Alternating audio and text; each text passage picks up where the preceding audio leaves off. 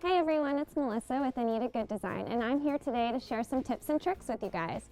I wanted to show you a little bit more about metallic thread and the amazing things you can do with it. So today I wanted to show you a stitch out we did of our Apiary Garden collection. This is a beautiful applique and embroidery collection we released that features tons of different bumblebees and beautiful floral prints, as well as the honeycomb details that you see in the background. Now this version you see here is the standard applique and embroidery thread version, but we wanted to jazz it up a little bit, so we tried adding in some metallic threads.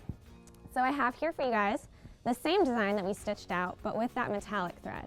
So as you can see, it adds the most beautiful sparkle, lots of dimensional detail to it, and one of my favorite parts is that you can use it for more than things just silver and gold. So everyone's familiar with our white gold and our yellow gold, and even silver metallic.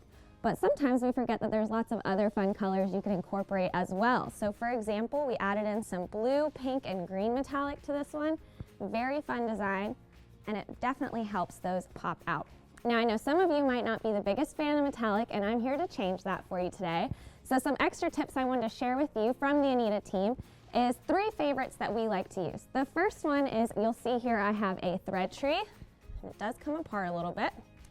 So what you do with this is you set it next to your machine, and some people set it even farther away. Now my recommendation is to set it a couple feet away from your home embroidery machine, and you'll actually allow that metallic thread to uncoil from the spool and prevent any kinks, and also stopping some of that breakage that people are known to have frustrations with metallics over.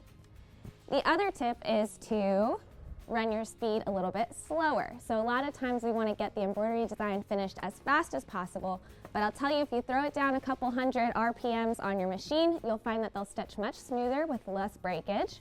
And my last and favorite tip is one that we use here in-house at Anita, and that is to try sticking your threads in the cooler or freezer section of your freezer in the door. Now we always recommend the door and not inside of the actual freezer deep in because of moisture, so we don't want them to get wet.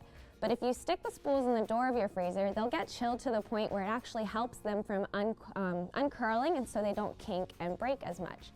So that's some of our favorite tips here at Anita. I hope you guys try these at home and let us know what you think.